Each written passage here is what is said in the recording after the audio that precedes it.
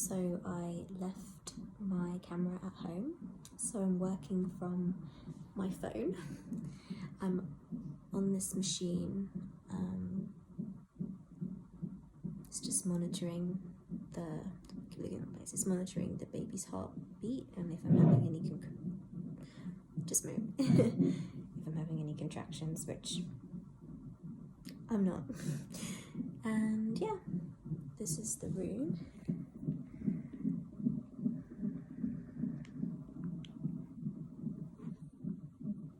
So yeah,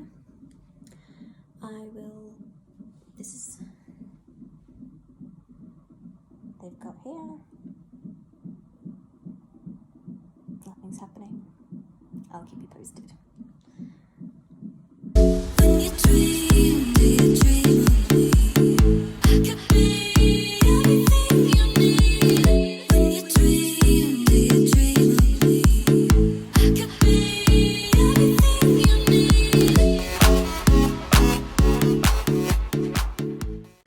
Good morning. Today I am going back into hospital. Yesterday I went in to have the first part of my induction, which was basically where they do a sweep and then they put a pessary up inside you, which has hormones in, which is designed to open up your cervix because for some reason mine is just not opening. And yeah, so it's supposed to open on its own. And it's supposed to dilate, and then obviously once you dilate you lose your mucus plug, or your waters can break, or you have a bloody show, or any of those things. But for me, absolutely nothing has happened. So I am now nearly 2 weeks overdue and literally nothing has happened.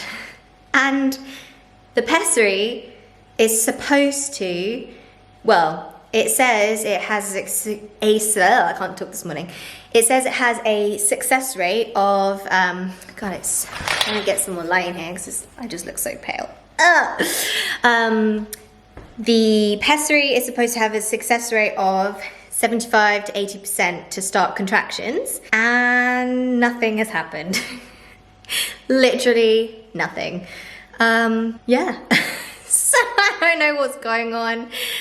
My baby girl just doesn't want to come out. Nothing has happened. I haven't even felt different.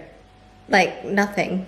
I haven't felt any twinges. No changes, no nothing. So that means phase 2 of the induction happens today. So I have to go back in and then they will take out the pessary. And if I haven't dilated anymore, because I wasn't even a centimetre, they then put some gel, I believe, up there to try and encourage you to dilate more. And then that with the idea that once you've dilated enough, I think it's between 2 and 3 centimetres, then they can get the little, I think of it like a crochet hook, because that's what it looks like to me. But it's like the hook that they use to catch your membrane to break your waters. Because obviously if you've only dilated a centimetre, which is, my brother and my sister-in-law sent me a little diagram thing, which I'm actually going to include so you can see. But basically a Cheerio is the size of like a centimetre, which is tiny. And obviously to try and get a hook up there to try and break your waters is pretty near impossible. So the bigger you've dilated, the better the chances are that they can get the hook up there easier and like break them for you. So yeah, the idea is that they will have to wait until I'm dilated enough so that they can pop the little hook and break the waters.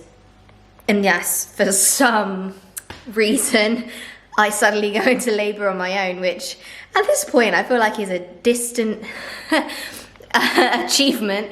It's, yeah, I don't know, just my body just doesn't want to do it. It's like, no. The baby's fine. It's not coming out, no, you're stuck. You're stuck with the baby. So, but she's been okay. She's been like moving around as normal. But yeah, this is probably not going to be that pleasant. So I'm laughing, but actually it's because I'm freaking out. But it's fine because at the end of it, there's a prize. I get a baby, so. But yeah, obviously it's not ideal, but what are you gonna do? What are you gonna do? Baby is also facing the wrong way. Now she's back to back, so of course there's that. But before I get to even delivering the baby, after they've broken my waters, they usually, again, depending on individual circumstances, but typically they then put you on a hormone drip to start the contractions, or to encourage them to kind of happen a bit more. And I swear I haven't felt any contractions yet whatsoever, so I got all this to look forward to. I don't know, I had like no Braxton Hicks, no pains, like no nothing yet. My body's saving it all for the last minute. Yeah, so I just thought I'd let you know where I'm at. I'm going to be taking my camera with me to the hospital so I can film stuff. I actually filmed a little bit yesterday when I was at the hospital on my phone because I forgot my camera, but the quality is dreadful, but I'm going to include it anyway so you can see, because this is my vlog, my birthing vlog. And yeah, that's where I'm at this morning. My brother's coming to get me. Everything's packed, everything's ready. Ooh. And yeah, wish me luck. So here I am, all checked in my room, waiting for the midwife to come and take out the pessary. Still nothing is happening. But yeah, that's where I'm at. This is my room.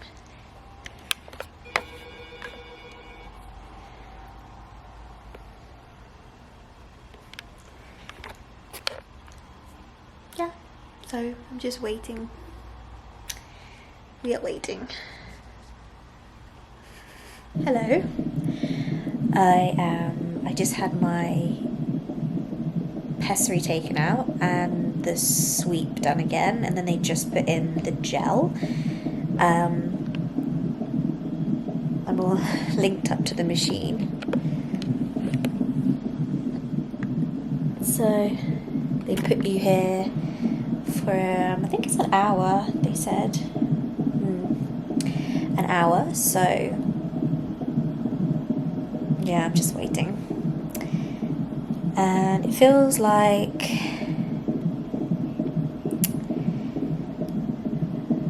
I don't want to say burning, but it kind of feels a little bit like that. Just waiting. And yeah, that's it really. I'll let you know if anything happens. I don't know, I look really tired. I didn't sleep very well last night. I woke up at like 3:30 because I was all like anxious and stuff. So, I don't know, it's probably not going to be that good later on. But yeah, here I am, and I'll keep you posted if anything happens. Hello, so I am now in the delivery suite. I left my camera in my other bag, so I'm using my phone to document this. I just had a blood taken, and this is a UV drip because baby is sleepy, so they are putting fluids in to help with that. I had some, I don't know, where did I leave you guys? Oh, so I had, nothing happened after the first gel insertion. I was actually not, I I don't want to say like regressed, but I guess that's kind of what happened. Like my body was like, nope. And my cervix went higher and thicker, and I was still only 2 centimeters dilated, so they couldn't break my waters or anything like that. So then they came back and did another sweep and they did another set of gel. And then after that, like an hour after that, I could start to feel contractions for the first time. So yeah, that was, not gonna lie, it was pretty painful. But one of the contractions made my waters break, which it was funny because I literally did hear like a pop, but like at first no water came out or anything. So I was like, no, it definitely sounded like a pop, but nothing. I couldn't see anything. Like nothing was coming out. Then when I stood up, it was like, this is probably. I should probably warn you guys, this is TMI. But yeah, and then it just gushed out like everywhere. Like there was a lot of water, and it keeps just coming. This is so pleasant, and it just keeps on coming out. And so yeah, but then because I was in a lot of pain, they started me off with paracetamol, which did like nothing, and then they gave me some. Yeah, where did I get up to? And then after that, the contractions got painful, like really quite painful. So, yeah, that wasn't fun actually.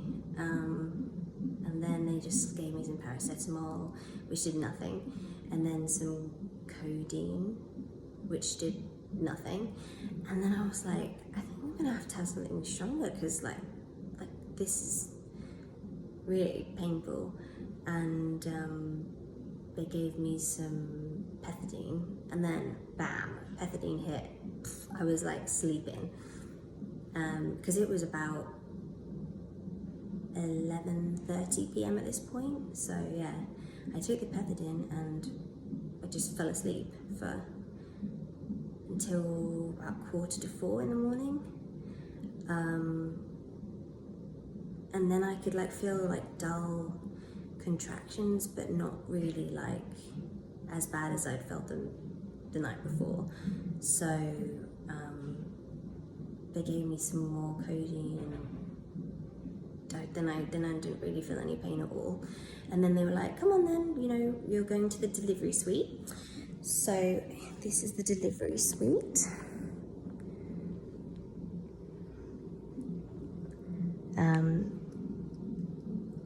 I hope I got everything in. Yeah, this is the machine that I'm hooked up to. So, oh wait, this is like me hooked up to this machine. They said that, so yeah, just to finish off what I was saying, so now the baby's being monitored because her heart rate is a bit low, like they're worried like she's a bit sleepy. So yeah, and because my contractions are pretty much stopped, they're gonna put me on a hormone drip, which they're gonna come and check soon. And I'm on this regular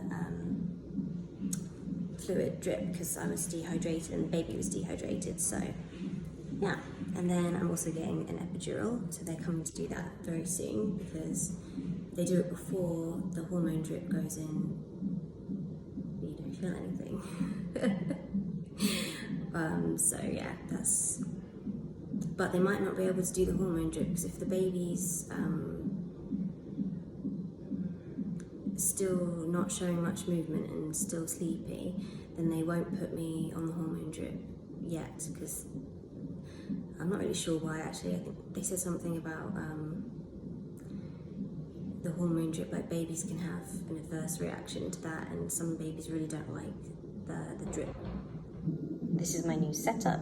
Now I'm on oxytocin. 3 minutes, 3 mils every half an hour to try and bring on these contractions that I'm not having. I'm gonna get my fluids, a new bag for fluids. I'm just standing up because yeah, they're trying to, well, they said that standing gets the baby in the right position, so like with this head going down more, so that's what I'm doing. I am still attached with all these things. This is the machine. Baby's heart rate. It's the one with the red is a bit low. So they're trying to get the heart rate up a little bit. Yeah.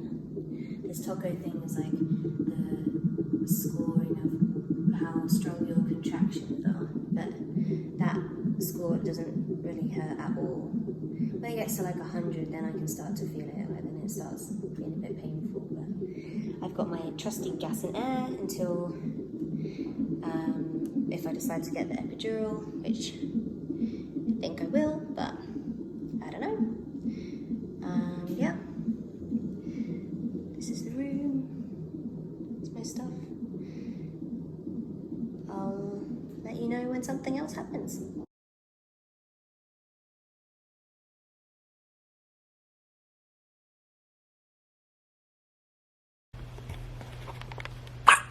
Here she is. She's got little hiccups. They sound so cute. Aren't you? You're all dressed in blue.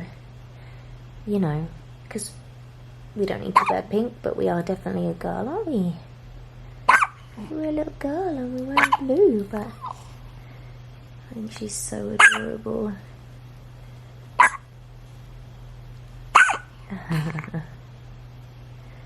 The time is 7:10.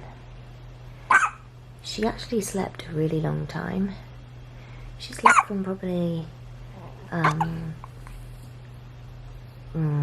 12 till like 6. But she did not sleep in her cot. Every time I put her in there, she just started crying, so I put it back on me and she slept loads.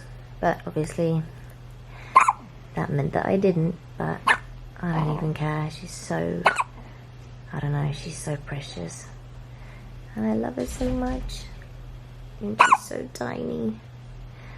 But she's actually not that small of a baby. She was 7 pounds and 4 ounces. Weren't you? Oh. And she makes these like cute little hiccup noises for ages. She's been sticking up mucus a lot. I think she had a lot of mucus trapped. But she's so good. She's like barely cries. She's just a little happy thing. Oh, look at that yawn. Look at that yawn. I'm having problems standing up because I had an emergency C-section.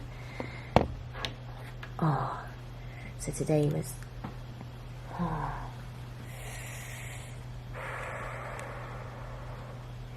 today was the first day. I stood up. Oh, really, really hurts. Oh my god. Yeah, she just wasn't. Little hat.